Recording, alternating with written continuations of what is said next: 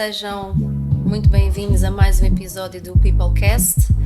Hoje vamos continuar a falar sobre as tendências e o futuro no mundo corporativo, sobretudo nos recursos humanos. No episódio de hoje temos o privilégio de contar com mais uma convidada muito especial, que é a diretora de recursos humanos na maior empresa de cervejas em Moçambique.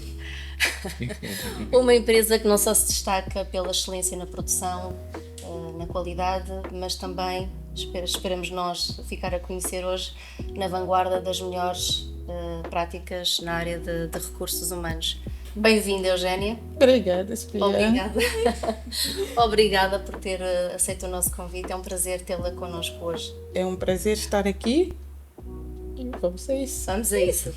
E connosco teremos também o Vicente Citoy, o nosso diretor executivo da SDO Moçambique, e mais uma vez vamos os três tentar trazer aprendizagens, contributos valiosos para os gestores das empresas em Moçambique. É este o nosso principal objetivo. Uma das principais tendências, e a primeira pergunta é para si, Eugénia, não podia deixar de ser a área da tecnologia, não é? Todos os dias falamos, continuamos a falar, mas há sempre mais qualquer coisa por acrescentar a este tema.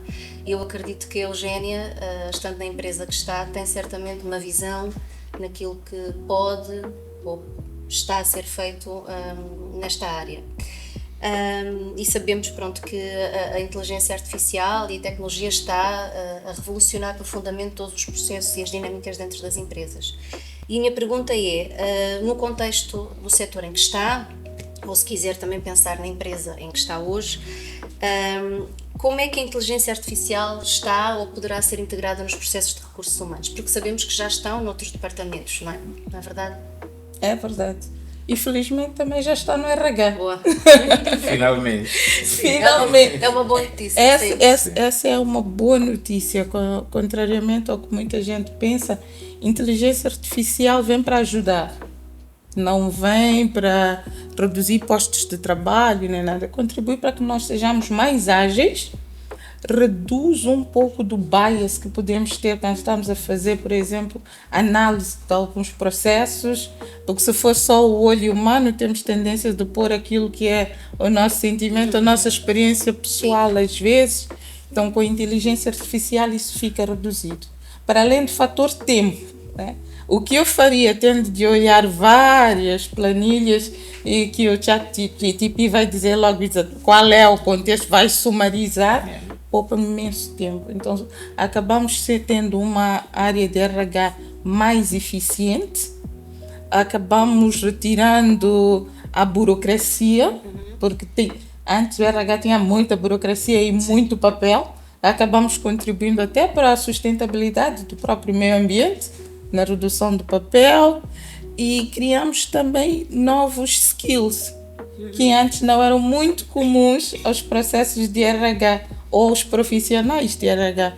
Então, com isso, acabamos tendo uma diversidade maior em termos de profissões ou especializações dentro do RH. Então, se antes pensávamos que o profissional de RH é aquele que seria formado em psicologia, em sociologia e áreas afins, hoje a realidade é completamente diferente.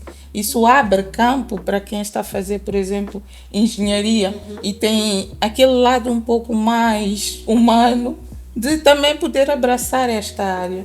Ok. E sente que houve algum processo do RH que beneficiou em larga medida pela introdução da inteligência artificial, ou isto está a ser ainda progressivo? Isto é progressivo, mas temos vários processos. A começar pela forma como fazemos o treinamento. Ok. É diferente. Dá muito mais autonomia à própria pessoa que quer se formar para escolher o que é que vai fazer, como é que vai fazer. Não tens de ficar muito numa sala de aula, ficar à espera de alguém que vai lá dar o treinamento, a coisa mudou muito. Ficou muito mais centrado no próprio colaborador do que na própria empresa. Okay. No ritmo do colaborador, na disponibilidade dele. A disponibilidade também. Que é para facilitar a retenção mesmo das aprendizagens. Facilita também a aprendizagem, mas também temos aqui alguns desafios nisso. Muito não é? bem. Então é necessário termos certeza de onde queremos ir e como é que vamos fazer a estratégia toda em fazer com que um processo seja aceite. É um pouco diferente do que fazíamos antes. Ok. E desmistificar um bocadinho a ideia de que ele pode ajudar, mas não vai substituir-nos, não é? Sempre. É um caminho. Precisamos sempre de um ser humano para lidar com a tecnologia. Yeah. O contrário, ainda não. Sim. Ainda não chegamos Não nessa chegamos altura. lá. O sexto sentido ainda não. Não ainda é deu. para as máquinas. Sim, até porque as máquinas, elas ainda que possam imitar o pensamento, elas não pensam por si só. É preciso que haja alguém a dar comandos, né? Aqui na questão da inteligência artificial, faz muito bem por desmistificar o medo que as pessoas têm disto tirar trabalho, mas há aqui também alguns cuidados que é preciso ter. Porque antes, se um colaborador quisesse um modelo de carta, seja para pedir férias ou para pedir um empréstimo à empresa, podia ir no Google escrever modelo de férias, de pedido de o que for dentro da empresa, e o Google dava vários modelos, dava o trabalho da pessoa ler, procurar cada um, saber qual é que pode usar. Mas aqui com a inteligência artificial é simplesmente dar os comandos e aquilo dá o modelo de carta. Mas aí está um desafio muito grande, que é a confidencialidade da informação que eu dou ao próprio ChatGPT, né? Quanta informação e que informação eu escrevo que não vai fazer com que a máquina adquira que seja informação sobre mim ou informação eventualmente sobre a empresa. Aqui são alguns riscos que é preciso nós termos atenção, porque primeiro ainda não temos legislação. Não sabemos como lidar com estas novas tecnologias, mesmo a nível dos recursos humanos, ainda não temos total noção de até onde podemos ir, quais são os limites, porque em algum momento vai ter que se estabelecer limites. Não sabemos onde é que essa informação é guardada, se os servidores estão em Moçambique, não estão em Moçambique. Portanto, há uma série de desafios que enquanto empresas temos que navegar, e acima de tudo como qualificar os nossos colaboradores para que eles saibam interagir, saibam usar essas tecnologias de forma positiva, sem prejudicar a empresa, mas muito pelo contrário, ajudando a empresa, usando essas tecnologias para facilitar o trabalho, para reduzir tempos de resposta e não o contrário. Ok, acabaste de responder à minha pergunta, que era a questão da ética e da humanidade, da humanização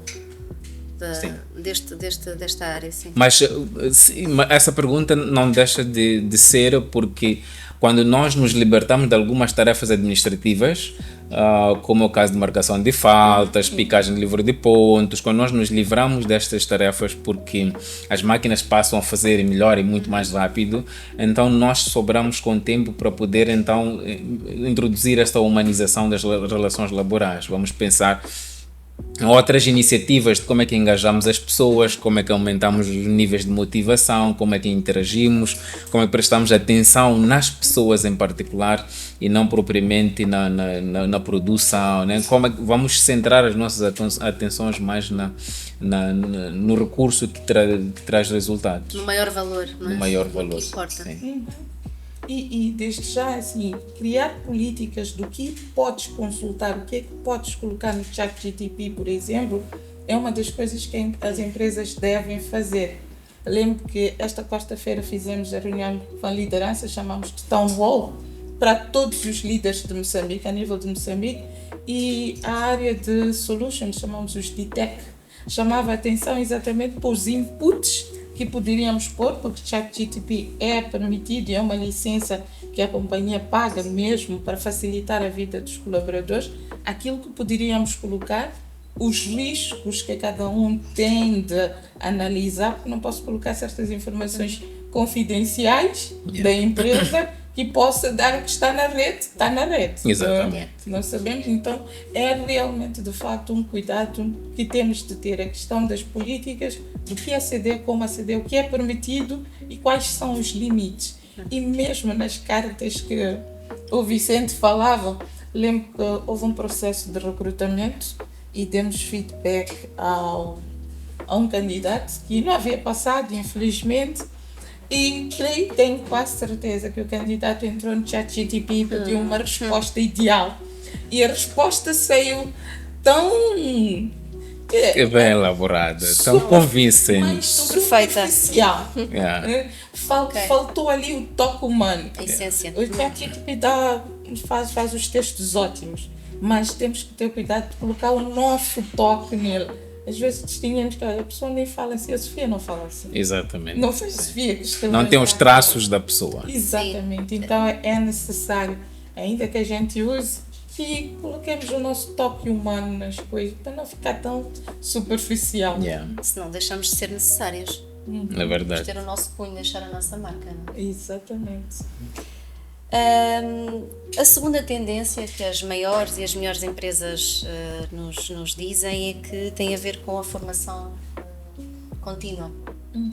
A formação e a capacitação dos colaboradores, dos talentos.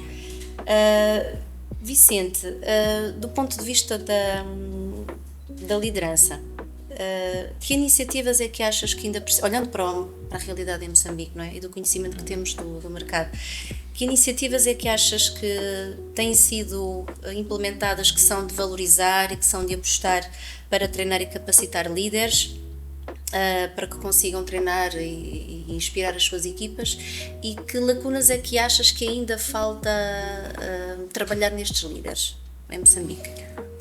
Olha, trabalhar com líderes em Moçambique tem-se mostrado um grande desafio por vários motivos. Podemos distinguir desde o percurso profissional, a exposição que esses líderes têm. Alguns deles têm uma exposição que lhes formata para uma determinada realidade, um determinado contexto, e quando eles saem daquele contexto para o outro não conseguem se encaixar. Temos visto todo tipo de estilos de liderança, mas o que predomina, infelizmente, não são líderes humanizados, mas pelo contrário, são líderes um bocadinho mais afastados das suas pessoas. É verdade que vamos apanhar um e outro modelo, exemplos a seguir, principalmente das multinacionais, das empresas grandes que têm tido a atenção, o tempo de investir na formação, na qualificação das suas lideranças.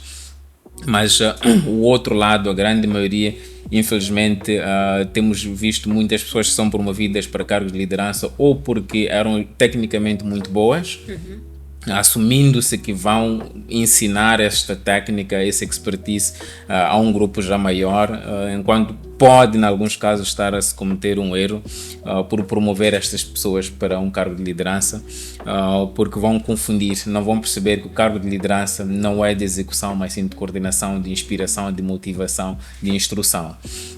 Há várias iniciativas que aqui precisam de ser implementadas, algumas delas já estão a ser implementadas, como é o caso de programas de liderança, como é o caso de retiros estratégicos, planeamento estratégico, que permite o envolvimento desses líderes desde a definição das metas, dos objetivos, das iniciativas dentro da organização, até a própria implementação já no terreno. Voltando para a formação, eu em particular preciso de congratular aquelas empresas que pegam nas suas lideranças, lhes metem uma semana num lodge qualquer, perto ou longe de Maputo, para debater ou para serem formadas nas matérias de liderança. Vamos falar o que é ser líder, como é que eu me torno um líder melhor. Porque nós às vezes temos a convicção de que só porque I have the job done, I'm a good leader, ou seja, só porque eu consigo ter o trabalho feito, seja porque eu às vezes me envolvo no fazer ou porque me trazem já feito, então consequentemente sou um bom líder, enquanto que não, as pessoas podem fazer ou porque eu tenho uma estrela na minha equipa e acabo sobrecarregando grande parte do meu trabalho naquela estrela, ou porque eu meto a mão na massa, porque já prevejo que não me vão entregar, ou simplesmente porque herdei ou tenho uma equipa excelente e autónoma de pessoas que conseguem trabalhar sem supervisão e acompanhamento, e eu então assumir que por causa disso eu sou um bom líder, né? Eu consigo instruir e inspirar a minha equipa, enquanto que não. Então é preciso formar de qualquer forma aquelas pessoas, aqueles líderes que já tenham tido uma capacitação de formação, digo, de liderança, mesmo assim precisam de ter refreshes, né? Porque há sempre novas técnicas, novas tendências, novas abordagens que vão surgindo, como é o caso agora, este que estamos a falar da inteligência artificial. Como é que eu então incorporo esta inteligência artificial? Será que proíbo as minhas equipas de usar ou não? Então isto tudo para não deixar que cada líder decida na sua equipa, é preciso que passem por algum tipo de programa de harmonização das práticas, de sensibilização sobre o que fazemos a partir daqui em diante. Ok. E sentes que em algum momento estes programas, estas imersões em cursos de liderança, às vezes estão um bocadinho desfasados em termos de execução, porque às vezes as competências mais atuais não são aquelas que nós precisamos, e se nós aprendemos uma coisa que não vamos usar, nós vamos esquecer, não é? Porque Sim. o adulto só aprende se tiver um benefício, não é? Sim, não, eu percebo, mas o desfazamento das formações com a realidade começa com a vontade da pessoa. Aquele que vai às formações simplesmente porque tem um coffee break, tem um almoço, tem um per diem, né? E está motivado quando está lá, mas ele na cabeça diz: eu quando voltar eu volto para o meu reino, onde eu acredito a última palavra. Eu acho que o principal fator de desfazamento entre a formação e a implementação prática é o indivíduo. Poderá naturalmente haver outros fatores, como o contexto, políticas internas, regulamento, que não me permite eu, por exemplo, dedicar tempo à mentoria, porque na empresa talvez a mentoria da minha equipa não sou eu que faço, há outras pessoas que foram identificadas já quando da integração dessas pessoas. Portanto, há vários fatores, sim, externos ao líder, mas podem ser internos da organização ou mesmo externos do mercado, que me podem impedir de implementar uma e outra questão que eu tenha trazido da formação. Mas de qualquer forma, havendo vontade, havendo iniciativa e proatividade acima de tudo por parte do líder, o espaço está todo disponível para implementação. Sim. Eugénia, o que se diz é que os próximos 5 anos vão ser anos de execução. Já não é tempo de planear nem de pensar, é pôr a roda a executar, não é? E aqui na execução pensamos muito nas soft skills, não é? Fala-se muito, mas há sempre mais qualquer coisa também a falar sobre isso.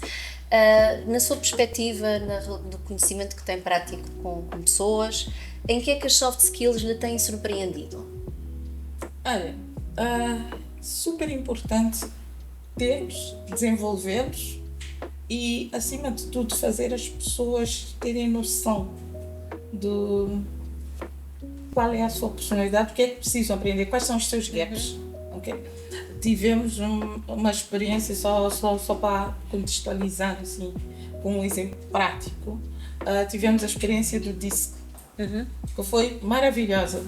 O time ficou mais coeso, maior teamwork, maior comunicação, porque temos noção dos gaps uns dos outros e sabemos exatamente o que é que eu tenho de fazer, ou o que é que eu tenho de ter em mente quando estou a lidar com o Vicente, diferentemente quando estou a lidar com a Sofia. Isso só por si facilita a execução. Sem julgamentos. Sem julgamentos. Líder que é líder precisa ter isso, não só em relação a si e ao seu, mas também ao seu time. As pessoas com quem lida todos os dias, só assim nós podemos ser excelentes executores, mas sem os soft skills não vamos longe. Vamos executar hoje, amanhã vai tudo abaixo. Então precisamos executar 5 anos de execução, mas execução sustentável e sempre a ver o crescimento, tem que ser contínuo. Então fizemos essa primeira abordagem, já vimos que até aqui conseguimos. Qual é que é o próximo passo? Mas sem esquecermos que fomos contratados exatamente para executar. Claro. Mas a forma como vamos executar vai determinar se a empresa vai continuar a sua performance ou não. Sim, então a questão do autoconhecimento. O autoconhecimento é super importante. O reconhecer. O Vicente, quando falava sobre sair uma semana, entender, uma semana num lodge a fazer treinamento, eu costumo colocar o desafio da ética. Até que ponto é ético não usar o conhecimento que te foi dado? O investimento que a empresa fez e parqueares isso, colocares na gaveta. Eu acho que é uma questão ética do próprio líder, que ele precisa começar a interiorizar e debater. Pode voltar, vai sobrecarregar as estrelas, vai fazer tudo isso, mas e ele? Como é que ele vai cimentar tudo isso e fazer com que a equipa tem que ter bases sólidas para ser uma equipa autónoma também. Vocês têm sentido que esse investimento contínuo, autoconhecimento dos líderes tem trazido bons... Porque a pessoa que contrataram, na altura, já não é a mesma. E ela vai se surpreender dela própria também, não é? Isso. E vão saindo pessoas da equipa, vão entrando outras, então é sempre uma dança, não é? Tem que ser uma dança. E é sempre necessário. E onde é que começamos a identificar gaps? Quando sai alguém com o qual já tínhamos essa conexão e colocas outra pessoa, fica aqui um pouco de...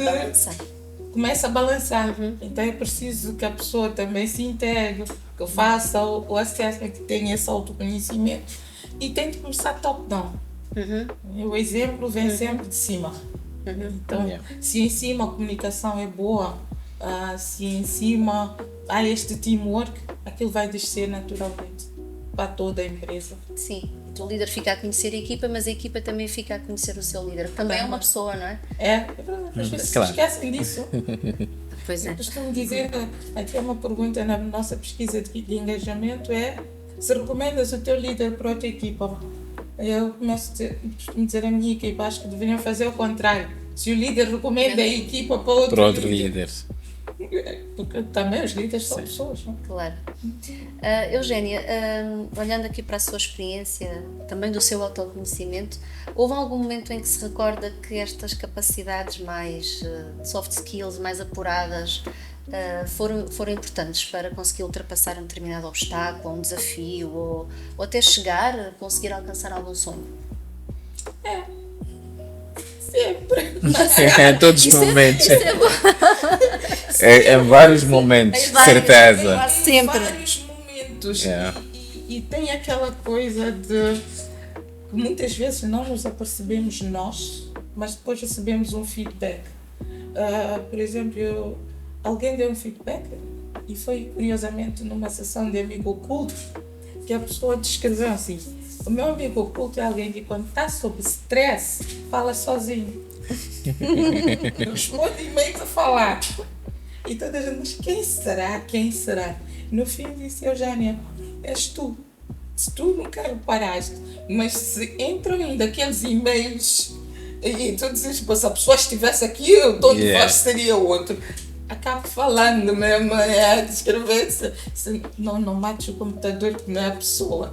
Mas é curioso, são aquelas coisas que deu para fazer uma autoanálise, uma reflexão e ver até que ponto isso, que imagem isso passava para a própria equipa. Porque às vezes pode estar com outros estresses, pode até não ser o e-mail e já começar a falar sobre uma questão de te recordar do que é que tu estás a escrever, porque a mente já está noutro lugar. E aquilo acho que deixava a equipa assim sob stress. Imagina a pessoa que depois tivesse de vir fazer uma reunião comigo, já entrava tipo, não, acho que está meio estressada e etc. Então sempre ajuda. E para mim, assim, eu posso não notar, porque às vezes a gente está tão ocupado que até se esquece de nós mesmo como seres humanos, mas sempre que vem um feedback eu considero um presente e fico a pensar naquilo, às vezes concordo, outras vezes também posso não concordar e não me rever, não foi uma situação específica. Sim. Mas sempre ajuda e sempre ajudou também a manter um feedback que eu recebi muito ao longo da minha carreira, era que eu era demasiado calma. E muita gente, algumas pessoas tinham a percepção que a calma era sinal de falta de sentido de urgência. E levou um tempo, à medida que eu ia subindo, para começar a ver. Quando estou a falar com a Sofia, tenho de panicar um pouco, que é para ela entender que eu entendi o problema dela. Mas quando estou a falar com o Vicente, ele vai entender que não é nada disso. Na verdade, é a escolha. Eu fico assim, entendo os pânicos, mas se não há fogo, a casa não está a pegar fogo, não precisamos sair aqui todos a gritar. Okay. Até porque quando começam a gritar, eu fico assim um pouco confuso e atrapalha o fio de pensamento, né? Fica... passamos o lado emocional muito para o problema e às vezes perdemos coisas essenciais e acabamos vendo que afinal o problema nem é tão grande como você pensou, mas porque você não analisou, entrou em pânico, Então, essa característica de tipo, não, antes de entrar em pânico, vamos analisar, não pôr calma, vamos analisar, diga o que foi. Assim, deu para os dois lados. Algumas vezes foi tipo, um feedback, uma oportunidade de desenvolvimento, mas outras vezes foi do estilo, ok, a gente diz, não, eu gosto é porque tu mantens a calma, eu já venho aqui assim e tu mantens a calma, então depende muito com quem é que estás a interagir, mas acho que tem que equilibrar e sim, acho que aqueles que vêm assim com uma calma acabam saindo com soluções mais rápidas do que aquele que vem assim a panicar. Sim. Primeiro temos de acalmar o pânico e depois resolver o problema. Fazer perguntas, que era o que falávamos ontem, pensarmos todos e exteriorizarmos, não é? Muito bem. Uma das outras tendências também que veio para ficar nos próximos anos, Vicente, tem a ver com o propósito organizacional e também com a liderança consciente. A liderança está sempre implícita em todas as nossas questões, não é? E também com a retenção de talentos, o papel do propósito, da liderança na retenção de talentos. Da tua experiência, como é que achas que um líder pode transformar, melhorar a experiência de um colaborador de forma a retê-lo, a engajá-lo e trazer um impacto positivo para a empresa toda, não é? Sim. O que é que pensas sobre isto? Não, há várias iniciativas que o líder pode implementar para melhorar a experiência do colaborador, mas nem todas elas dependerão exclusivamente dele. Ele não pode decidir que sem orçamento, sem nada, mas pode encaminhar essas iniciativas para as entidades apropriadas dentro da organização. Olhando para o propósito, nós temos sempre que começar do propósito individual. Será que o líder tem definido um propósito para si próprio?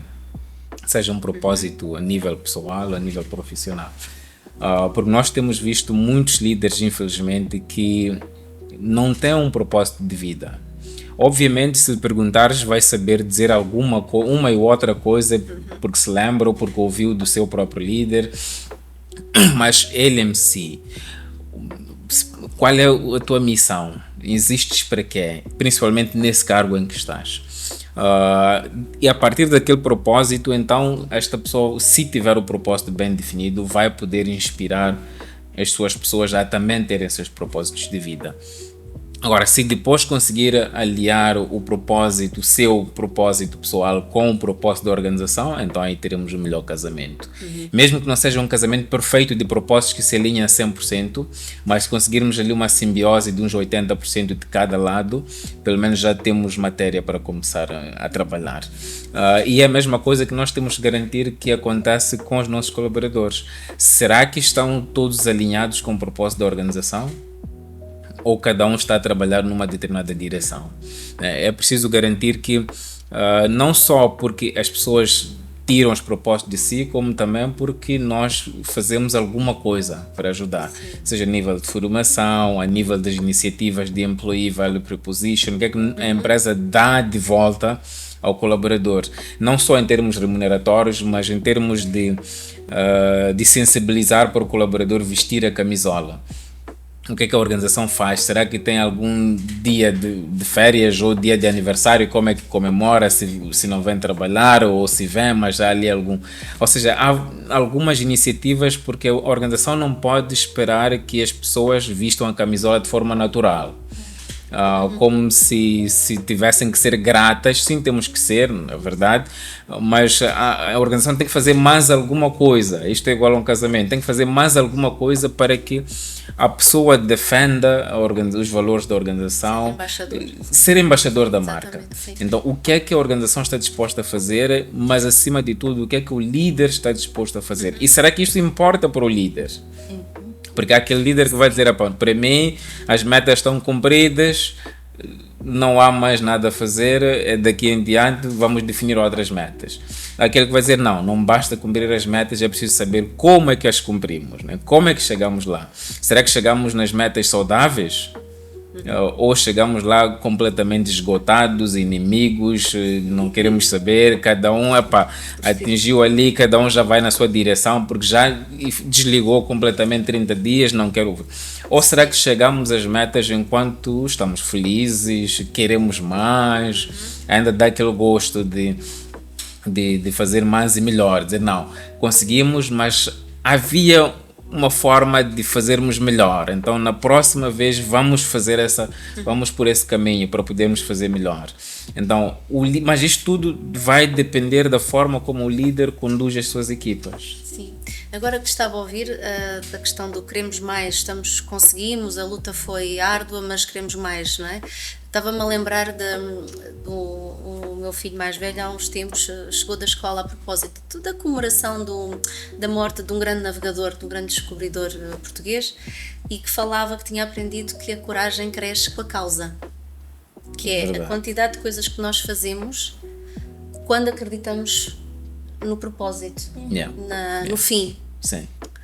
Sim, às vezes nós descobrimos que afinal de contas somos corajosos. Ou afinal de contas temos força.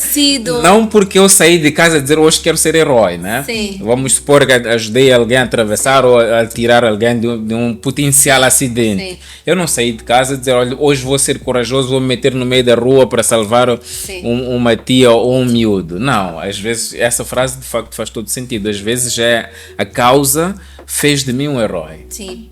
Ou a situação que se impôs, eu não tive alternativa, nem pensei duas vezes, foi um instinto de sobrevivência ou não, que me fez eu me meter no meio de carros e conseguir salvar a pessoa. Neste caso na empresa a camisola não está vestida, ela é um bocadinho mais do que isso, ela está no coração. Porque a camisola a gente tira em algum momento, levamos connosco mesmo quando acaba o trabalho.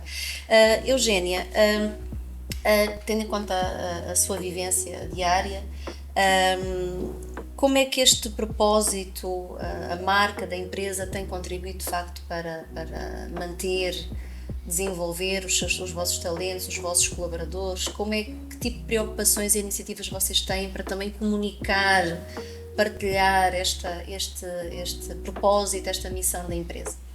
Para além daquilo que costumamos ver na parede, não é? Sim. Comunicar é um mantra, né? Nós dizemos sempre, né? Nas cervejas de Moçambique somos donos e temos uma série de coisas que os donos fazem, né? E naturalmente creio que esse é algo que identifica qualquer um, né? Se eu sou dono, eu não vou querer danificar as coisas, eu vou querer ter resultados, eu vou querer gerir melhor os recursos. Então, cada de tanto a gente repetir, a gente vai interiorizando. E quando a gente faz isso, a gente pede exemplos específicos. Como é que tu vives? Chamamos os 10 princípios. Qual é o teu princípio preferido? Com qual deles é que tu te identificas? É interessante. O princípio 10 é nunca fazer shortcuts. No shortcuts tem duas variantes. O shortcut significa também não fazeres menos do que deverias. Porque esse também é um shortcut. É um shortcut, sim. Então, se tu és dona, tu não vais querer fazer menos do que deverias. Né? No shortcut não é só, vou fazer aqui um atalho para resolver mais rápido. Realmente tem que pensar do outro lado e também de questões éticas. A nossa indústria é muito propensa a comportamentos meio menos éticos, podemos dizer assim. Então, é importante que cada um tenha aquela consciência para manter. Além disso, a comunicação com o colaborador, as pesquisas de engajamento que nós fazemos, onde o próprio colaborador diz o que a empresa pode fazer para que ele seja mais feliz. Nos preocupamos com a felicidade dos colaboradores. Não é só a cerveja sexta-feira ao bar. Isso é feliz? Sim. Mas o que é que eles também valorizam? Por exemplo, celebrar datas. Nós celebramos as datas. É o aniversário, a gente celebra. É nascimento de alguém, do seu filho, da sua filha. Vamos celebrar. É graduação, é casamento. Então, são coisas que fazem com que o colaborador sinta que não é apenas um local de trabalho. É uma família. Hoje, por exemplo, a fábrica de Maputo está a celebrar o dia do Cota. Dia do Cota. O dia do cota. Mas também, trabalhando nas cervejas de Moçambique, não pode faltar motivo para celebrar. A gente tem muitos motivos para celebrar e incentivamos que se celebre, mas foi uma das coisas que veio da pesquisa de engajamento e disseram que nós celebrávamos muito a mulher. Ok. Então, vamos arranjar datas para também celebrar o homem. Houve o dia do pai, então vamos celebrar o homem. Aqui, normalmente, os filhos dizem o meu cota, né? Então, estão a celebrar o dia do cota. Do Cota. Não é porque é mais velho. Não é o é Cota porque já é pai. É o cota pai. Já é adulto, já, ok. Exatamente. Então, acho que isso também deu um boost completamente diferente. Cada fábrica arranja uma forma criativa de celebrar o dia e é interessante com isso, e tendo nós maior parte dos colaboradores homens, isso para eles é super importante. Então, se vamos celebrar Dia da Mulher, acho que isso é um pouco mais, faz parte da diversidade e inclusão, mas celebrar um homem é algo um pouco diferente. Sim. Porque passam muitas vezes nesta coisa de inclusão E às vezes sim, esquecem da equidade. Sim, E também na inclusão, vamos incluir, Sim. esquecem não, tem que haver aqui um equilíbrio. Então são pequenas coisas que muitas vezes recebemos perguntando e se der para fazer, por que não? Claro que se disserem que querem o céu, as cores, as riscas, isso não vai acontecer. Também temos de ter uma comunicação assertiva, às vezes dizer isto aqui é possível, isto aqui não dá, isto aqui esquece. Sim. Então, naquilo que for possível, a gente sim tem que implementar, faz parte. O que não daria também, e já aqui dando um salto para a tendência seguinte, é, por exemplo, uma semana com menos dias de trabalho, que tem a ver com a flexibilidade, não é? Trabalho, não é? Tema polêmico. Pois, tem muitas. Tem muitas, era por aí mesmo, não é? Porque falamos de flexibilidade, não é? Mas não é bem assim. Não é bem assim. Nós estamos numa indústria de elaboração contínua, 24 horas, turnos de 12 horas. A maior parte dos colaboradores são técnico-operacionais. Então não tem como levar a máquina e trabalhar em casa. Tem que estar lá. E qual é que é o outro lado? Curiosamente, muita gente não gosta do home office. E interessante. Porque a primeira coisa é que dizem, se forem as colaboradoras, eu fico estressada com os assuntos domésticos e o trabalho e acabam atrapalhando. Compreende-se. E agora juntou-se a esses, os homens também dizem, não, quando eu trabalho de casa, trabalho muito mais horas do que quando estou no escritório. Então, isso acaba atrapalhando também o meu work-life integration. Porque eu levo o escritório para dentro de casa, atrapalho a mim mesmo, primeiro, porque eu não consigo equilibrar, depois atrapalho toda a família. Hora de jantar e eu ainda estou a fazer uma última reunião. Porque não tenho que pensar na estrada e nada disso. E acaba também sendo um pouco polêmica em algumas outras coisas, como estamos aqui a pensar. Quando estamos no Zoom, tem sempre uma tampa de panela que cai. Sim. E se isso der em acidente, vamos considerar o quê? Acidente de trabalho? Pois é. A pessoa estava a trabalhar, mas decidiu se meter nas panelas, então depois como é que fica? Né? Então, acho que é algo, para alguns, dependendo da maturidade, do tipo, da área em que está, que é muito bem-vindo, mas creio que para a maioria, pelo menos dos colaboradores com quem eu tenho falado, traz muito mais desafios do que benefícios.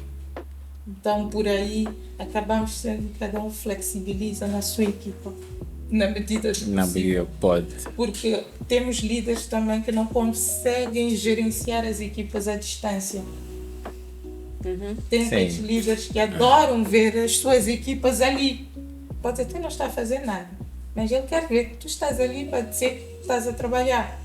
Porque quando não estás ali sob a sua vista, gera ansiedade. Então, acaba sendo um tema meio polêmico e creio que muitas vezes algumas empresas preferem não debater de forma aberta outros vão fazendo uns ou outros arranjos, dependendo da senioridade do colaborador e das entregas, mas assim, em termos de dizer uma política que vamos flexibilizar, acho que ainda falta, precisamos alinhar algumas coisas, tê-las muito bem definidas antes de implementar. Limites, como estávamos a falar há pouco, sim. E agora também agora não já há algum tempo que se vai, há sempre aquele estigma, hoje estou a trabalhar a partir de casa, hoje tenho o dia cheio de meetings, e alguém faz a comparação, se trabalhar a partir de casa, isso não é a mesma coisa. Ou na altura da pandemia ouvia muito dizer isso, estamos em casa, amanhã é feriado, mas como estamos em casa, acho que podemos trabalhar, porque em casa é tudo mais simples. Não necessariamente. Nem todas as casas é tão simples. Sim. E acabamos, acho que trabalhar de casa acaba mexendo também com o outro lado, que temos de ter consciência de que o colaborador tem, que é o seu lado familiar. Sim. Então, que é um momento que precisa ser respeitado. É um momento que precisa. Para não falar das condições de trabalho, né? Porque isso. Nem todas as pessoas têm uma sala que conseguem personalizar um escritório e ter uma mesa. Alguns vão trabalhar com um computador mesmo por cima de joelho, num espaço compartilhado com as crianças e a família inteira. Portanto, sim. Talvez mais do que um debate a ser evitado, nós temos que promover esse debate sobre... Porque talvez vamos esperar que daqui a pouco venha a legislação sobre a lei ou o decreto sobre o trabalho remoto, como já pelo menos a nível da lei de trabalho está dito que deve haver um instrumento de regulamentação, mas vai ser um desafio discutir esse suposto decreto para perceber como é que ele pode ser implementado de forma a satisfazer todas as partes interessadas. É verdade. E olha que não faltam motivos para pensarmos que devemos debater, devemos ter limites. Yeah. Por exemplo, se olhares o trânsito caótico de Maputo, né? A que horas é que realmente alguém que vive no Grande Maputo tem de sair de casa para chegar a tempo e horas abaixo? Quanto de stress é que aquela pessoa carrega para chegar até ao local de trabalho? Muitas vezes também temos de pensar aqui na saúde mental das pessoas. O nosso trânsito, por exemplo, é tão caótico. Sem dúvida. Que vezes devemos dizer, que tal? Seria possível se entrar mais tarde? Seria possível começarmos a fazer um estudo, inclusive no setor público, para ver como é que vamos mitigar isto? Porque tem muitos assuntos à volta da necessidade de trabalho flexível. Sim, e nós começamos o dia e terminamos o dia às vezes bem estressados. E a sensação que eu tenho é que nós já falámos aqui na inteligência artificial, na tecnologia, na flexibilidade em tudo, mas a sensação que eu tenho é que nós trabalhamos cada vez mais. Não há dúvida nenhuma. Não, nós devíamos estar mais... Há quem diga que daqui a 50 anos nós praticamente não vamos precisar de trabalhar porque as máquinas, né, vão, ou seja, vamos ter o suficiente para viver e as máquinas vão trabalhar por nós. Será que vai ser assim? Eu quero acreditar que é assim. Eu em particular, é um exercício de futurologia que eu não tenho sido muito bom de prever o futuro. Mas se tiver que olhar para essa análise, eu não sou tão otimista assim. Porque à medida que nós vamos introduzindo tecnologias e máquinas que diminuem uma parte de trabalho que era manual, vamos começar do manual agora para o administrativo, as nossas cabeças são tão criativas que vão inventando um outro nível de trabalho, de ocupação, de reflexão, que apenas nós é que temos a capacidade de nos ocupar nesse nível. Portanto, podemos trazer aqui um robô que sei lá, que faça as gravações, que nos entreviste, mas há um certo nível mais acima que exige-se uma mão humana, um pensamento, um comando. Não vejo esse momento em que as máquinas venham e tomar o poder de tudo e dirigir tudo e nós ficamos assim relaxados só a passar finais de semana. Com a família. Só lazer. Ficamos o nosso tempo aos outros. Era bom. Mas acho que o ser humano não consegue. Não, vai inventar sempre algum. Não sabemos estar quietos. Ou talvez vamos inventar guerras. Provavelmente. Vamos inventar qualquer coisa aí para nos matarmos uns dos Portanto, outros. vamos deixar de ter problemas, vamos ter que arranjá-los de alguma maneira. De algum lado vamos inventar qualquer coisa. Espero que estejas enganado nessa previsão também. Se nós Por estamos mal. favor. Se não estamos muito mal. Chega de guerras. Chega. Mas é verdade. A mente desocupada é a oficina de Satanás. Então vamos começar a pensar em alguma coisa para fazer. E também acho que as desigualdades no mundo são tão grandes, que vai ser quase que impossível todo mundo parar e ficarmos a depender apenas das máquinas. Alguém vai estar a trabalhar sempre. Infelizmente. Sim. Pois, então não é para a nossa geração. Acho que não. Talvez para os nossos filhos. Também filhos também não. Netos, nunca sabe. Pronto, vamos ver. Falava há pouco do Dia da Mulher, do Dia do Cota que vive hoje. Isso é enfim, uma das iniciativas da diversidade, da inclusão e da igualdade, né? Que hoje também se fala muito. Portanto, as empresas mais produtivas, as empresas mais robustas, mais reconhecidas e admiradas, também têm políticas e iniciativas muito claras de diversidade e inclusão. Já falou de duas muito importantes, até já falou do Departamento da Felicidade, que é ali o bar. Tem mais algum outro tipo de iniciativa que tenha... Que a gente tenha implementado Sim. com sucesso? O parqueamento exclusivo para mulheres grávidas mais próximo do local de trabalho, do seu office, né? De onde passa. Temos ali o parque, temos a licença de maternidade diferenciada, 4 meses, e não 3, já para não licença 3. Nós já dávamos 4 antes da lei mudar, então não aumentámos para 5. Mantivemos os 4. A flexibilidade, quando estás no final da gravidez, tens aí uns 5 dias que chamamos de Wellness Day. Se não terminaste de fazer o enxoval da criança, se precisas fazer algumas consultas, não precisas tirar das tuas férias, tira dos Wellness Day para te preparar mesmo para o dia super importante, que é o dia do parto. Tens ali os dias para poderes levar a criança à vacina, meio-dia por mês. Levas a vacina, levas o peso, que é para estar mais próximo da criança.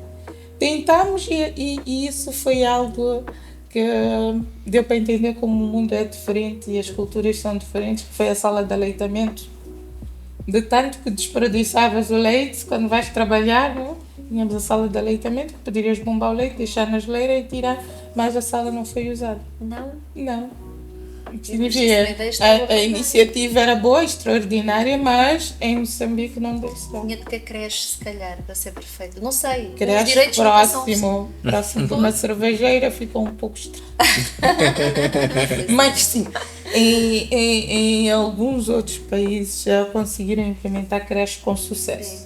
Mas aqui para Moçambique fica um bocado mais desafiador. Fica muito desafiador, porque acabamos perdendo sempre o foco naquilo que é o nosso core business. Sim. Vais ter que começar a gerir uma creche. E quando colocas esse tipo de iniciativas, curiosamente os colaboradores pensam que a creche é tua. Então vai ficar como mais uma das tarefas do RH, fazer gestão de creche. Sim, mas a sala de aleitamento parece-me uma ideia extraordinária, porque essa é uma preocupação da mãe, enquanto está fora, garantir o alimento do filho, não é? Para evitar a dispersão de pensamentos, não é? E a culpabilização. Mas eu falava da creche porque às vezes quando nós pedimos nunca é demais. Então parece que nunca é perfeito, não é? Falta sempre qualquer coisa. Falta sempre qualquer coisa, mas a questão é, uma creche é mesmo um desafio. Sim. O tipo de investimento, o tipo de gestão, as distâncias, os riscos. Os riscos. Como é que levarias a criança para lá? Porque tu vens de carrinha do trabalho, então virias na carrinha com a criança, fica um pouco... Talvez um dia, né? Nunca se sabe. Mas depois surgiriam outras necessidades. Mas vamos evoluindo.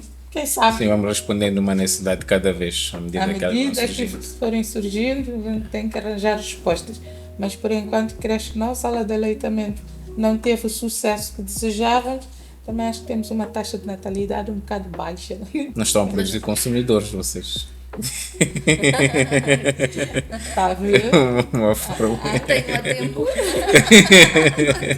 Devem estar a fazer outros planos. Não, sim, devem de certeza.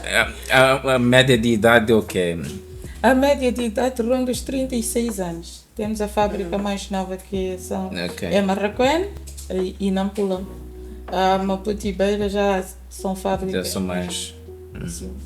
Mas acho que o pessoal ali também está focado em outras coisas. Sim, porque pode ser, essa costuma ser a idade mais ou menos em que as pessoas estão mais orientadas para as profissões, para crescimento profissional, que se qualificam a fazer um mestrado aqui, outra colar, uma formação aqui.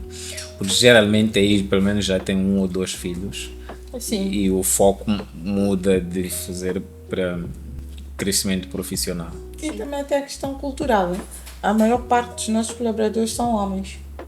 Então, provavelmente a taxa de natalidade, se formos a ver do lado masculino, deve ser bem grande, mas como não tem este papel de cuidador primário, nós Não se raramente verifica. sentimos Yeah. que haja essa necessidade. As mulheres são um número mais reduzido, infelizmente. Né? Yeah. Ok. Temos tendência a falar das mulheres quando nos referimos ao tópico da inclusão, não é? Olhando para o outro lado, também para os homens, né, que fazem parte da equipa. Há algum tipo de desafio que tenha sentido, apelo, solicitação, para que vocês introduzam algum tipo de iniciativa, de mudança?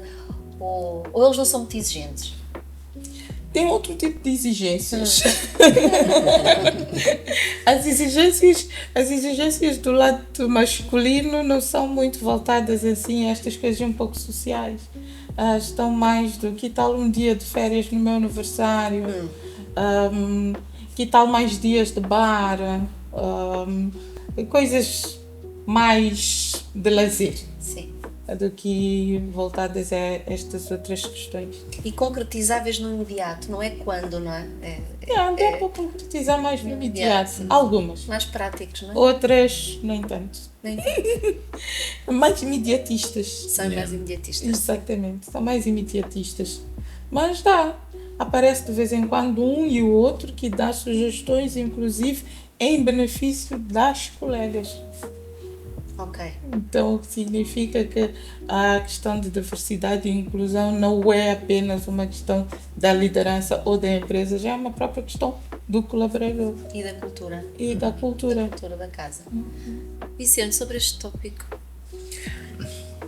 Eu aqui só talvez acrescentaria, traria os outros grupos ou outra estratificação de grupos sociais a serem trazidos para o tema da diversidade e inclusão, nomeadamente os cadeirantes, portadores de deficiência, seja física ou motora. Aumentar os autistas, sim, os sim, autistas no caso. operativos, sim. Então, estes grupos também, para aquelas empresas, obviamente, que têm estrutura, seja em termos mesmo de infraestruturas, os edifícios, os arruamentos, assim como também em termos de trabalho, natureza de trabalho, que possa se incluir as pessoas destes grupos desfavorecidos. Sempre fazemos o apelo para montar ali um programa de inclusão que inclua estas pessoas. Lembro-me bem recentemente tivemos uma conversa com um dos nossos potenciais clientes para a introdução de um call center para cegos. Aquelas pessoas, não para mudos, aquelas pessoas que precisam de um outro tipo de atenção, que geralmente quando ligam para o call center normal ou não ouvem, ou simplesmente, sim, porque aqui era para funcionar de forma virtual, com um vídeo de alguém que ficava a usar a linguagem de sinais. Portanto, que são pessoas que não têm onde ligar, quer reclamar um crédito, quer reclamar um cartão que não está a funcionar. Sim. Sempre tem que pedir apoio e geralmente essas pessoas querem minimizar o apoio de outras pessoas, querem se sentir autónomas e de facto deveriam, então não tem para onde ligar sequer. Então havia esta ideia de como é que nós podemos englobar estas pessoas. É verdade que não vamos conseguir de uma única vez incluir a todos na organização, mas aonde for possível, vamos fazer de forma propositada, planificada, iniciativas específicas para garantir que, tudo bem, este ano talvez vamos recrutar uma pessoa portadora de deficiência física que é cadeirante, por exemplo. Vamos criar condições, temos rampas, a pessoa consegue entrar, consegue se movimentar aqui dentro, consegue ir à copa sozinha, sem precisar que alguém ajude.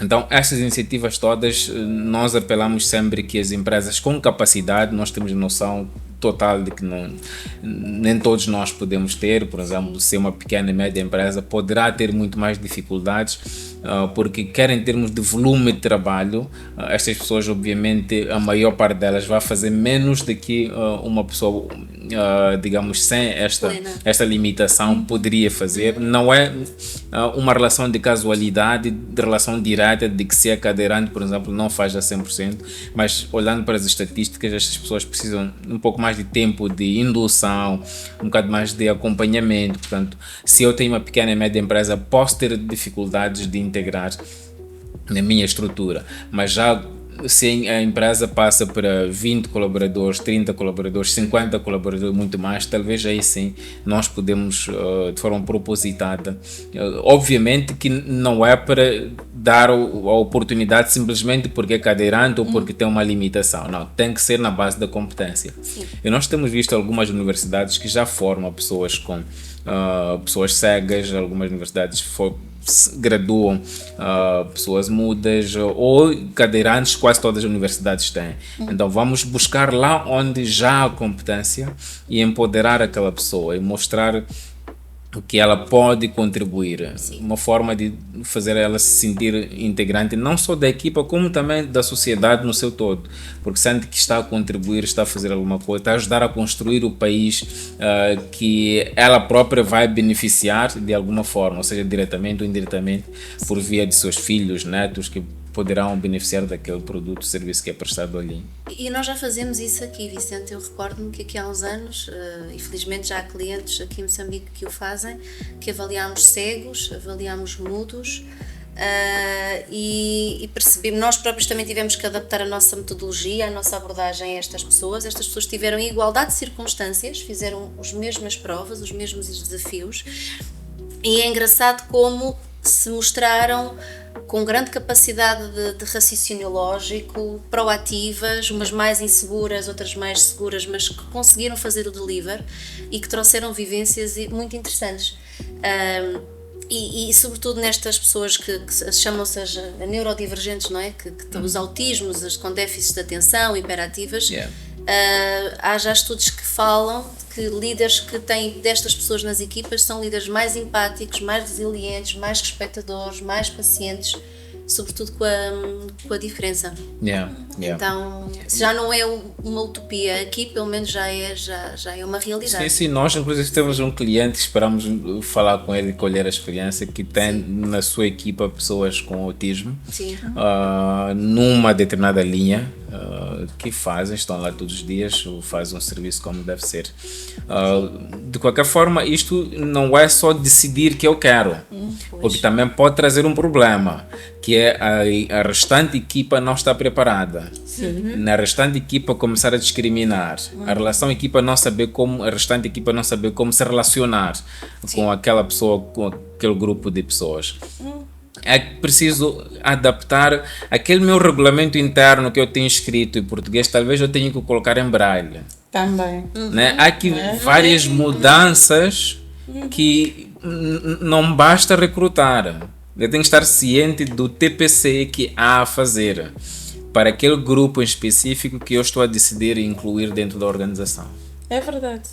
Para além de que é muito importante conseguirmos incluir estas pessoas, porque hoje as pessoas estão plenas, Mas amanhã, algum acidente, o que é que a gente faz com esse colaborador? Yeah. Já não tem a rampa de acesso, então como é que é? Então acho que é um tema que as empresas devem pensar. Mas, pelo que conhecemos da cidade de Maputo, vai requerer algum investimento em termos de modificação de muitos edifícios. Sim. Muitos edifícios mesmo. Sim. Vamos começar por algum lado. Temos de começar. Temos de Eu acho que começar. devíamos começar uma super lei assim que tivesse assim muita força e que alguém fiscalizasse. Sim. Acho que o nosso problema não é a lei, porque nós temos muitas leis bonitas em Fiscalizar. implementação. Implementar. Alguém tem que fiscalizar que a gente... Nós precisamos de ir mais talvez por aí, porque mesmo a própria lei de trabalho já diz que temos que promover igualdade de circunstâncias nas vagas, nos recrutamentos. Não podemos discriminar com base em idade, sexo, etnia e inclusive as questões de deficiência. Né? Já está lá, a questão é, eu posso discriminar indiretamente. Né? Eu vejo no CV e digo não, e quem é que me vai contrariar? Verdade. Nem chega a parte. Temos muito wishlist. Temos muito wishlist. Temos muito wishlist, mas nunca vamos ali verificar e implementar e fazer tudo para que aconteça. Sim, a mesma coisa acontece mesmo com as mulheres grávidas que vão à entrevista, em termos técnicos, excelente. Simplesmente amanhã vai receber uma mensagem dizer obrigado, agradecemos muito, gostamos de conhecer, fica para uma próxima. Verdade. Fica por aí. Nisso eu tive uma sorte diferente. Eu comecei a trabalhar em RH grávida. Esse é um excelente exemplo, que nós sempre apelamos às empresas a não discriminar com base nisso, porque o que tem que importar, e nós até temos alguns clientes que esperam, dizem ok, assinamos um termo de compromisso, está aqui a garantia só para você pelo menos começar a se desligar quando achar oportuno.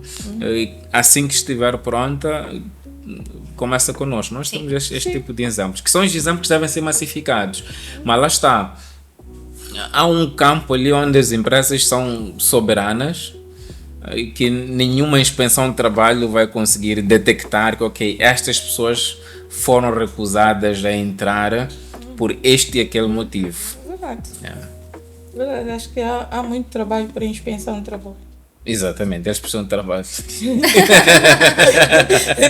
redundância. É que eu estava a ver que o normal é que eles tenham aquele checklist e verifiquem aquelas coisas. Mas o mundo evoluiu de tal maneira que precisam começar a verificar coisas mais atuais, coisas que tenham outro impacto, que não seja apenas a conformidade aos procedimentos já existentes. Então acho que precisam começar a desafiar mais as empresas, desafiar os gestores. Agora já peguei aqui uns tantos desafios que o Vicente colocou, a pensar diferente, a fazer diferente, fazer uma mudança. Estamos todos para contribuir, não é? Então fazer uma mudança, fazer com que as pessoas contribuam efetivamente, independentemente das suas condições.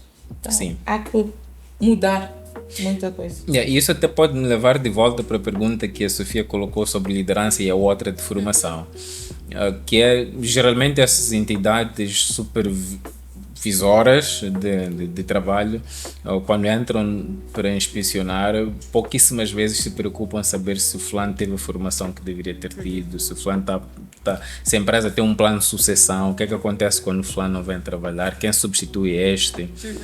Aquela pessoa que estava aqui há um ano saiu porque, né? Geralmente não se preocupam com essas perguntas que para mim eram muito mais estratégicas e mostravam mais a preocupação do Estado na preservação do trabalho, no desenvolvimento das pessoas, na passagem de know-how, como por exemplo chegar uma empresa e dizer ok, aqui tinha esta empresa, para as grandes empresas, tinha 10 diretores expatriados, passados 5, 10 anos, quantos moçambicanos foram integrados? Será que há um plano de ir formando futuros líderes moçambicanos a partir daí?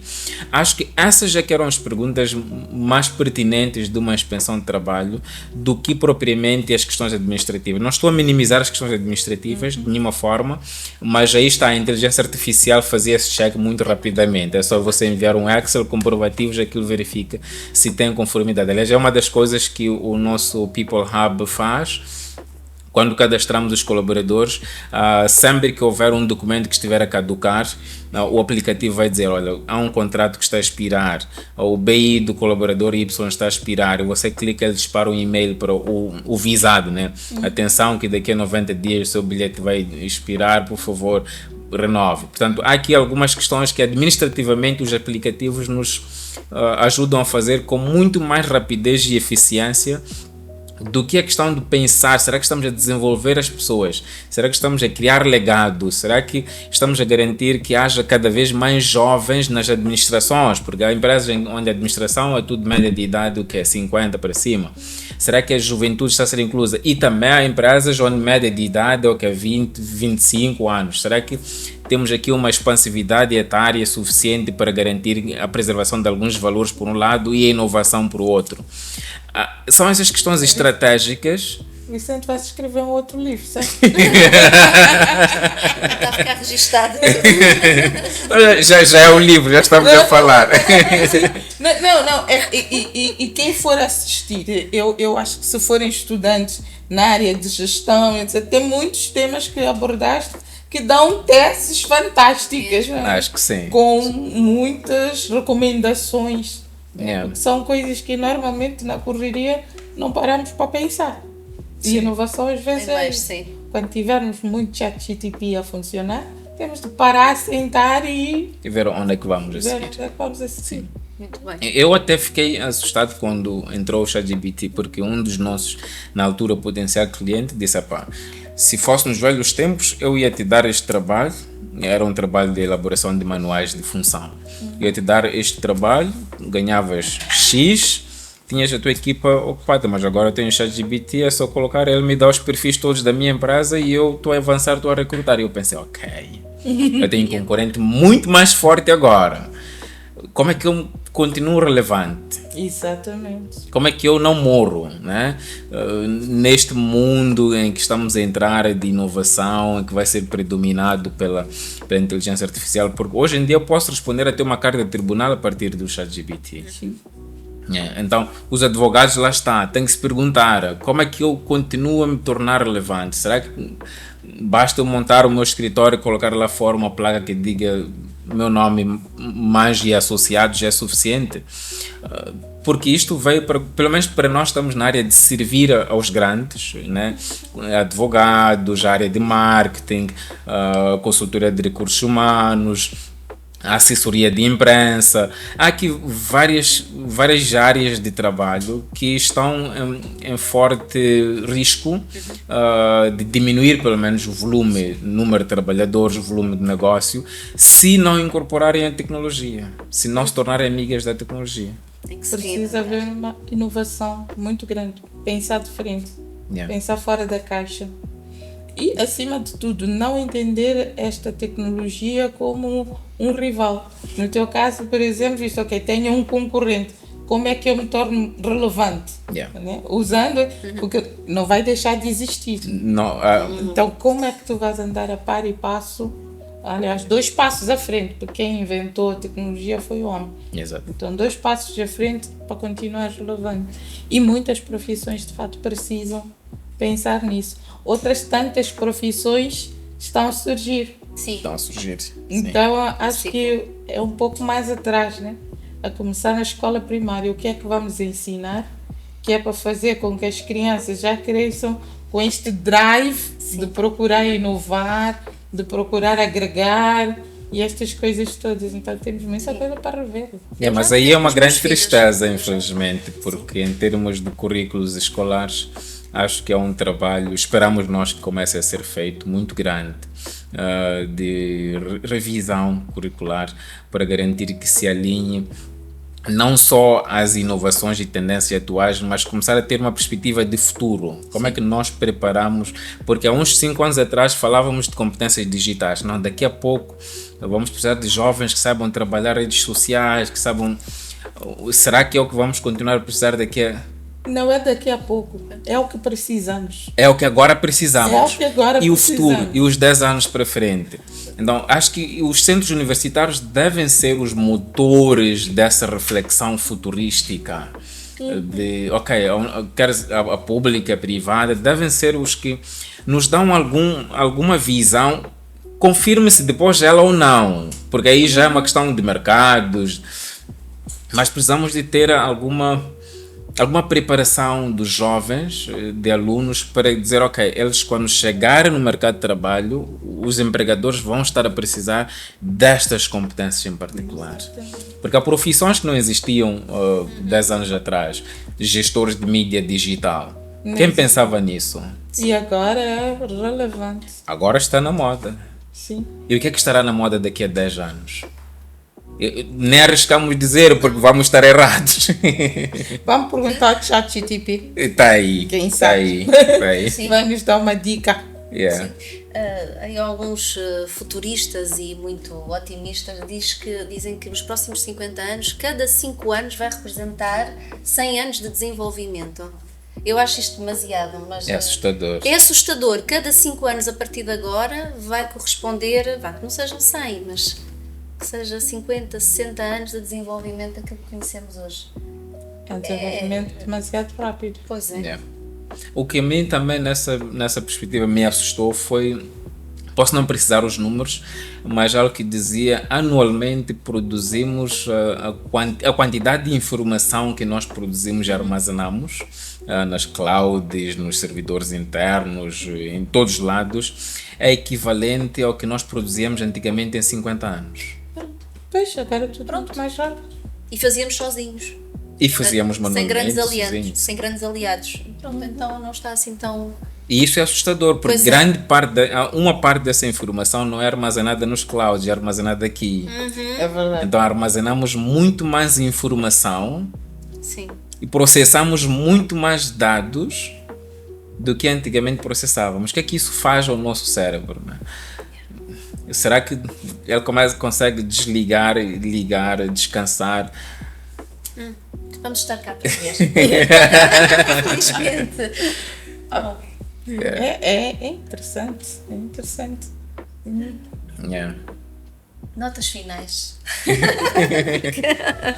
Podíamos estar aqui até amanhã. Aliás, deixámos este tema para o fim, mas só ele sozinho era só um ponto. Pois é. Eugénia, alguma coisa que tenha ficado por falar, que seja importante partilhar com os nossos espectadores lá em casa? Temos de aprender a desligar, porque realmente a tecnologia é a nossa amiga, mas a quantidade de horas que passamos, né, na tecnologia, a lidar com esta tecnologia, eu acho que é um pouco demasiado. E na vida tudo requer equilíbrio. Temos de nos reequilibrar todas as vezes, que é para continuarmos a ser humanos. E não nos esquecermos nunca de que o mais importante em tudo isto é o ser humano. O mais importante nas empresas é o ser humano. O mais importante no planeta é o ser humano.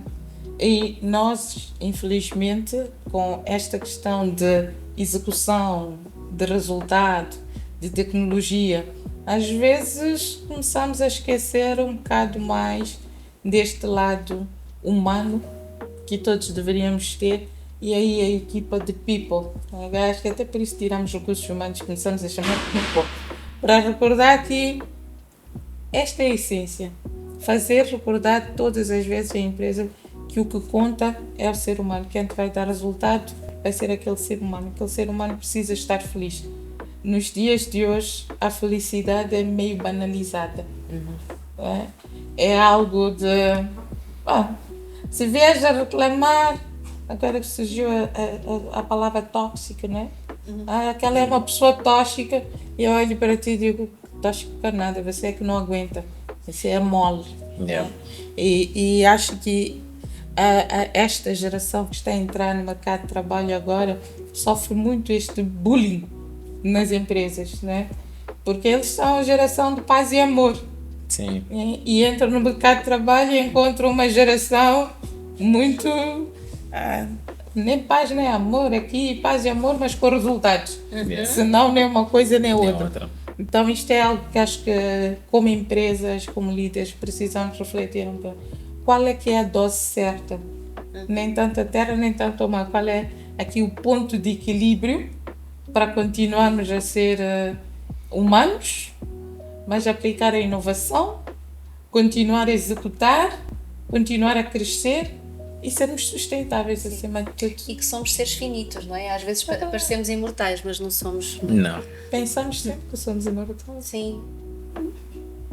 Sim, só pensar que antes de nós houve outras pessoas que tentaram inovar, aliás, inovaram algumas delas, fizeram um trabalho que nós fazemos hoje, talvez com mais lentidão, com mais manualmente do que nós, e depois de nós também haverá.